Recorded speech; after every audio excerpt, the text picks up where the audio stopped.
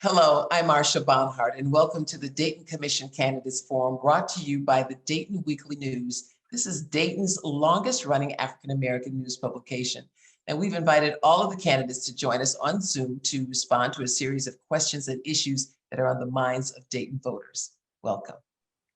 Hello and welcome. We are now with City Commissioner Darryl Fairchild, and we're going to chat with him for about 30 minutes. Welcome, Mr. Fairchild.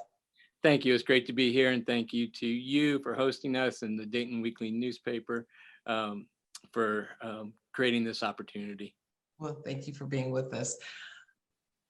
You had a commission win that was by a handful of votes, and you're not endorsed by the Democratic Party, yet you're running anyway. Now, does that show strength of character or a little defiance?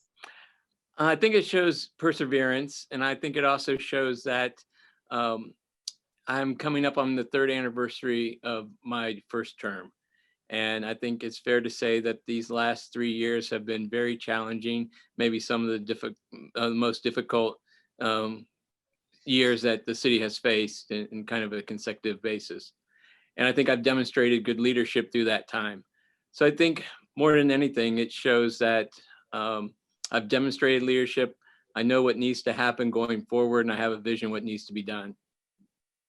Does not receiving your party's endorsement hurt you personally or politically? You know, I've run, this will be my fourth race. I've never had the party's endorsement. At one time, I sought the party's endorsement. I didn't seek it this time, actually, quite frankly. And part of it is that I realized that that's not what's most important to citizens.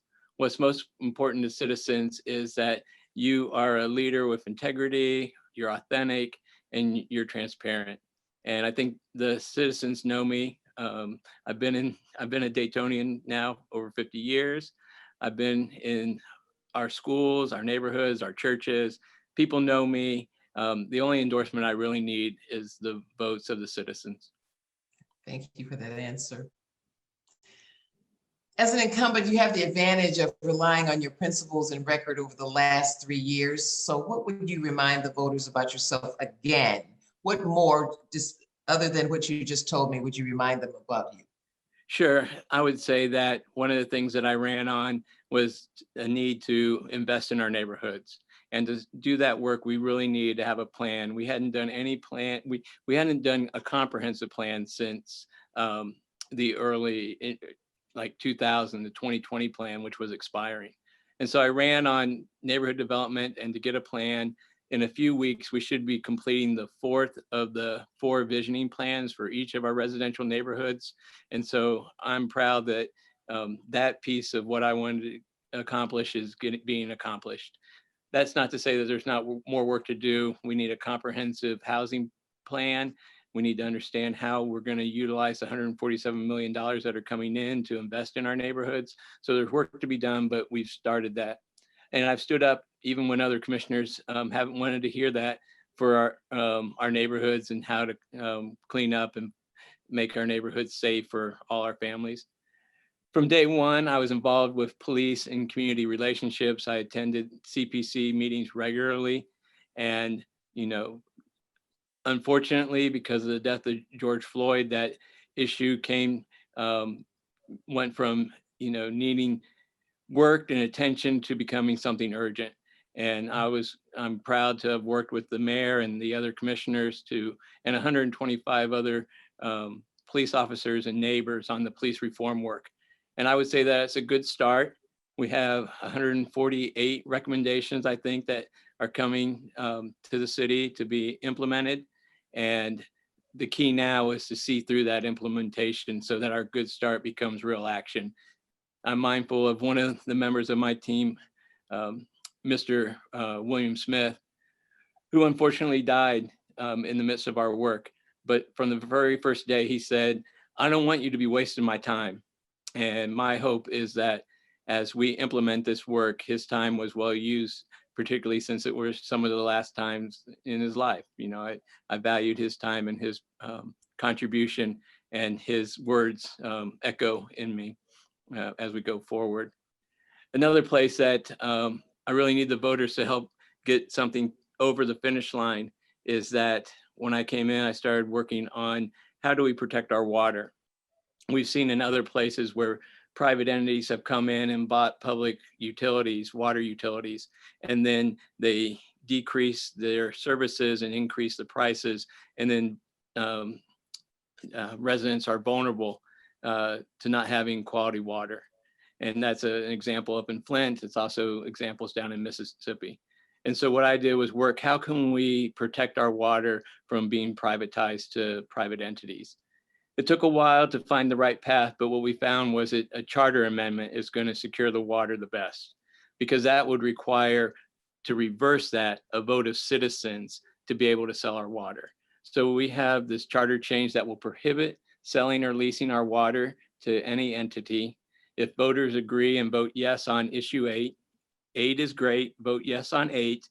If voters will agree, then we're going to protect our water going forward in ways that it hasn't been previously. You've taken some heat on a lot. Some things you've just decided to say no, and you've stood alone on a lot of things. So that takes a lot of strength and character.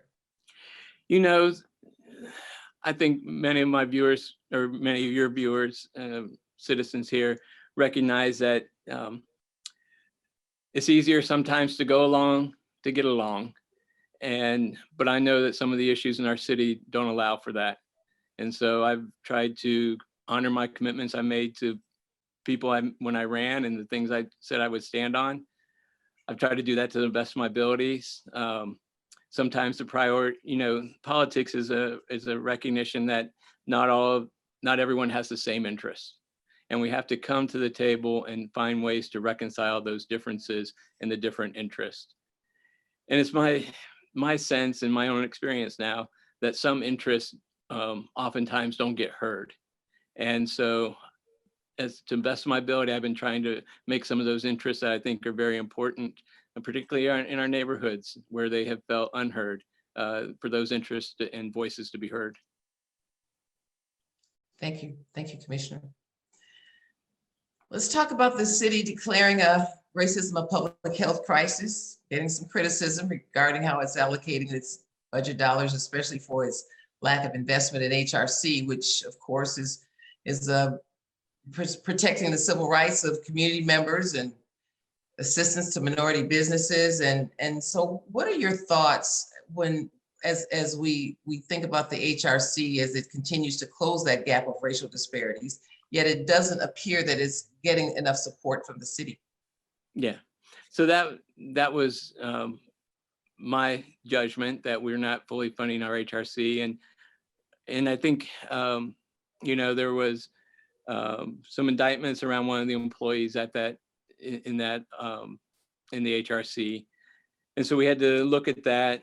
But I think for too long we didn't give them clear direction, and that was part of my frustration, and that was on my shoulders and the city and the rest of the city commissioners and the mayor. And it was clear then in this past budget that we were not funding them adequately. And my fear is that we were underfunding them, which would then compromise their ability to do their job and undermine their credibility in the community. And this was particularly important given, I think it's fair to say that since the 1960s, this is probably the most focused attention we've had on race relations in our nation.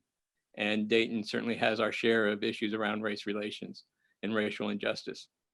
And so we need the HRC more than ever. I think by voting no and lifting that issue up, and it's hard when you don't have 2 other votes on the commission to move something. So when you have 1 vote, oftentimes you have to use your voice. And then what has happened in this case is that citizens have come around and said, that's not right. We need more investment in HRC. I think other commissioners and the mayor are starting to hear that. I think we're getting to a place where we are going to finally give the direction to HRC that they need and fund them adequately.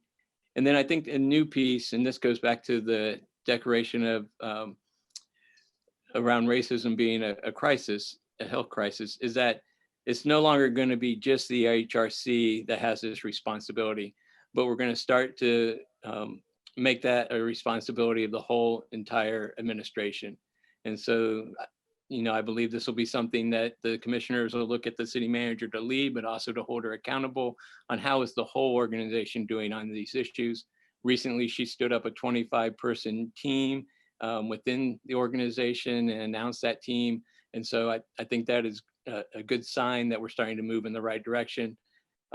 Granted, it was hard last year, given all that we were facing with COVID and doing the police reform work, but we passed that resolution back in midsummer, June, July, I can't remember the exact month. And we were a little slow, I think, starting to ramp that up for obvious reasons, but we got to make that real. And since you were just talking about racism as a health crisis, we know that Mayor Whaley, of course, and the commissioners have praised the governor's declaration that it is a public health crisis and a public health emergency. How would you specifically address this issue of racial disparity? Well, I think there's two sides. And, part of it comes from my experience. I was a fifth grader when mandatory busing began in Dayton. And so going through Dayton Public School at that age, I was fortunate to have African-American teammates, classmates, coaches, teachers who shaped me in ways.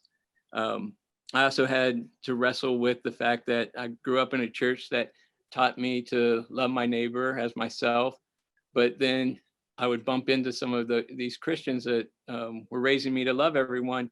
And then when it came to my African-American classmates, teammates, there was racism and discrimination, and trying to reconcile that for myself. So one part of this is that we have to create a community that really values all people and a commitment to overcoming racism. And that takes people in the white community talking with one another about how to address racism. I was a student of Vincent Harding. Vincent Harding was a lieutenant of Martin Luther King Jr. One of his responsibilities in the movement was to train white persons in the North to go down to the South to engage with whites in the South about the issues of race and racial justice. And what he told me was that by and large, he couldn't get that done. He could train whites in the North, but when they went to the South in the 50s and the 60s, primarily they worked in African-American communities to register voters. And so that work is really the key piece of work that has to happen in race, is that white residents in Dayton need to find a way to see a better Dayton that looks more like the community that we all believe Dayton could be, and that would realize our ideals that justice for all and that all people are treated fairly and equity and have the same opportunities. So that's one piece. And that's a piece that all of us can do. You don't have to be an elected official to do that piece. What do you have to be to do that piece? What's that? What kind of person do you have to be? Who is that person who can accept that and make those changes? I think, the people who I've found who do it well really have a sense of humility to themselves and a recognition that God is still working within them to be better, and that they don't have all the answers and they can learn and grow, and people who are rooted in principles and values around love and justice and the American ideals. So it's a person who wants to be good, do good, and make a difference in the world. But it takes a bit of humility, I think, in there to recognize, I think the hardest thing for any of us is to say, I've been wrong, or, I don't have it all together, or I could be better. And it's that piece that sometimes I think we're missing, that we come into the conversation a bit defensive because we're afraid that we'll be judged in the midst of it. And so that's another piece. If together we can create a space where we can all come in and set aside being judged and saying, let's just find a way that all of us can get together to move this community forward and really address this issue.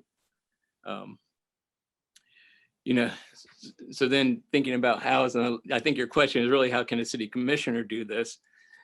The city commission work is, part of it's recognizing that our city looks the way it does because of decisions that were made in the past and bring forward a legacy of racism. And we see that most clearly in, if we map where opportunities are in our city, they map with the red lines. So the places that were redlined have the least opportunity, and the places that weren't redlined have more opportunities. And so you can just see this clear correlation between racist practices in the past and that legacy impacting us now. And so, we're in a fortunate moment, because with the rescue plan, there's $147 million coming to the city, resources that we didn't anticipate and that we wouldn't have access to otherwise. And we've got to find a way to use those to invest in neighborhoods that haven't had investment. I think I was just out in the Westwood neighborhood. That's a neighborhood I knew because I attended Residence Park, and to just see the lack of investment that's been there. And the question I have is, how do we create a market for homes so that people want to live in there? There's a stable neighborhood. People can buy a home around neighbors where they can feel safe and trusted and have a sense of community. And that's where we can set priorities, clear priorities, work to get the right impact. Where my thinking has been is, we know that we have workers out at the fulfillment centers. We know they make about $33,000, $34,000 a year. That's not a strong wage, but it is a wage that could get you into a safe home if the city would come along with its partners and build a house, a new house, or remodel a house, put a little bit of subsidy in it so that your down payment isn't a barrier, and get you in where you can have money to pay the rent, but also to maintain that property.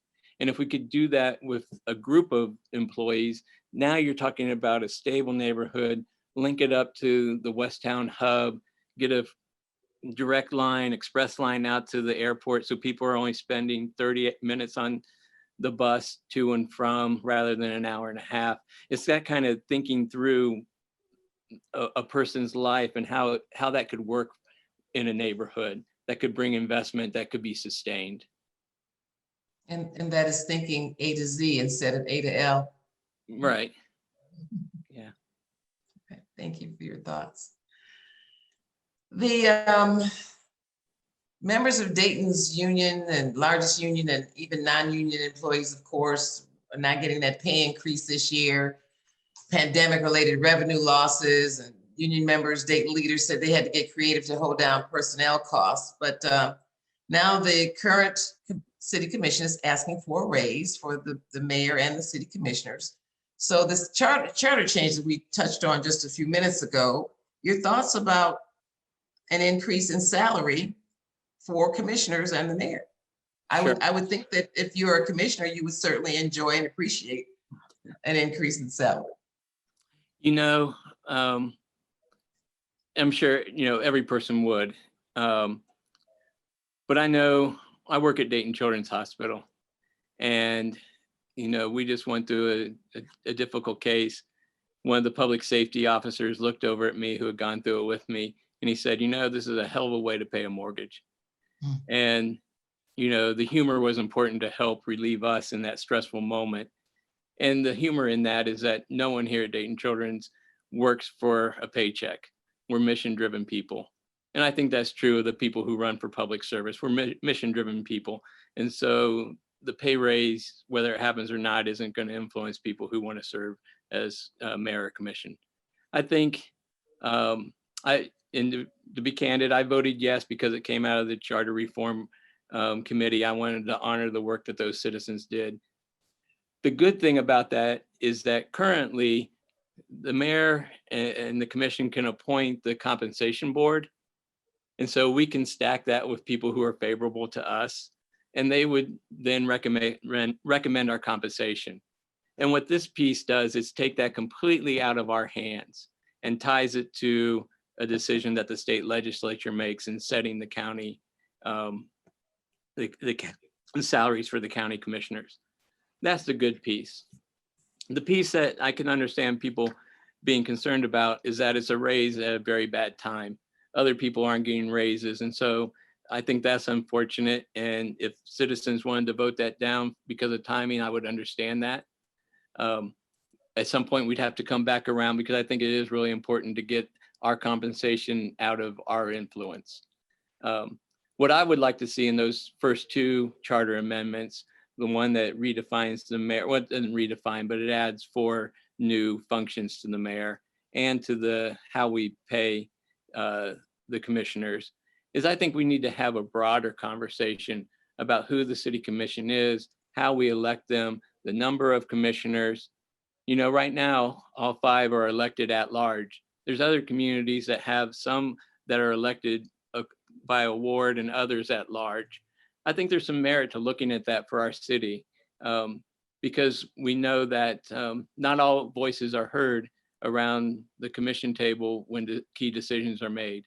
And so I think we should really be having a broader conversation around the composition of the commission and how people are elected, and that those conversations around the mayor's role and compensation should be part of a much larger decision and conversation.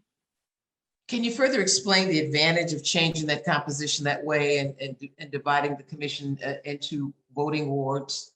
Yeah. Can you expand on that a little bit more? Sure. So there's pros and cons in any one of those decisions. The pro of that would be if we had people elected by ward, the bar to get to the commission would come down. I mean, currently, if you want to get elected, you got to go out and get votes across the whole city. You have to raise about $40,000-$50,000. And, you know, you have to be, in this case, 2 out of 7 who get elected ultimately. If you had a ward system, then you could imagine 2 or 3 candidates working within a geographical area where they would be closer. They would know those citizens even better than what I'm able to know. You know, there's 86,000 registered voters in Dayton. 20,000 voters will vote most likely in the fall. In a ward, you wouldn't need 10,000, 12,000, 15,000 votes to be successful. You might need 4,000, 3,000, 4,000 votes. And so it gets to a more manageable campaign for particularly a first-time candidate to be able to go out and know their residents, know their voters closely, be able to build up a reputation and credibility and relationships that could get them elected, and then to have a voice that's geographically located on the commission.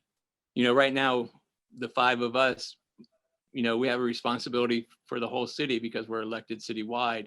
And we all have to be mindful of that in our decision making, that, you know, when we're up for re-election, the whole city gets to make a judgment on whether we should be re-elected or not. If you were in a ward, then, you know, the only voters that you'd be responsible for are those in your ward. And so I think that gives you a sense of the pros and cons. You know, it would make us, you know, I think it's probably, I don't know if this analogy works. I'm just kind of thinking this through because of the question. The commission now is more like the Senate. You know, we have to take a broader view. If you brought in more wards, then it would bring in a bit of a feel of the House of Representatives, where those representatives are closer to a smaller number of people as opposed to senators who are responsible to larger constituents. So there are advantages to that. As you said, the candidate gets to know the people and the people get to know the candidate. Just that would take a total charter change, I'm sure, right, for the city. Yeah, absolutely. It would take a charter change. Been talked about it all, or you know, I know that I've had this conversation with Mayor McLean. There was a time, I think when there was the deepest conversation around this that I can recall was when she was running for a 3rd term, because there was some thought that in that 3rd term that she might be willing to say, hey, I'm not going to run for re-election. Let's have this conversation about how we elect our city commissioners. Is there a better way that we can do it? You know, could we go from 5 to 7? Can can we do some by wards as opposed to at large? That was the time I remember there being a conversation, kind of a sustained conversation around that. And then it gets kind of murmured around on the side. People come to me, with frustrations about, how hard it is to get elected to city commission, what it takes to be able to be there, the lack of some voices in the commission. And so that's where that conversation takes place, is, really trying to reimagine how we govern ourselves as a city. Thank you for that response. So if we respond to national events around community police relations and that 9-month police reform process with the community, do you think this will adequately address the issues of race relations and policing? It won't adequately address them. Like I said, it's a good start. At the end of the day, what's going to be most significant are the relationships we can build. And so I think one of the best things of this police reform is that we had officers and citizens around the table who hadn't been around the table together and started to have conversations, build relationships. So that work's going to have to be continued and sustained. Some of the recommendations out of the community engagement work group, I think, will help further us on that.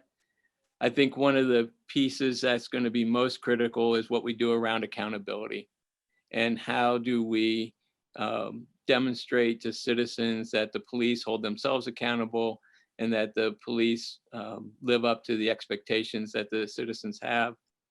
And quite honestly, it's a very difficult situation. Our police officers get painted by what a police officer does in Minneapolis or Columbus or, anywhere else. And so that's unfair to them. And it's unfair to our citizens when they get prejudged by the color of their skin. And so hopefully, I was on the training work group. We've put some training in around anti-bias training, cultural competency. Hopefully that training will be beneficial and help move us further along to getting to the police force that every citizen values and respects and trusts. But the key of all this is going to be the implementation. And so it's going to take time. So I don't think we can say this is going to be the end all. And part of the recommendations create new groups that bring citizens into all aspects of policing, from accountability to training to community engagement.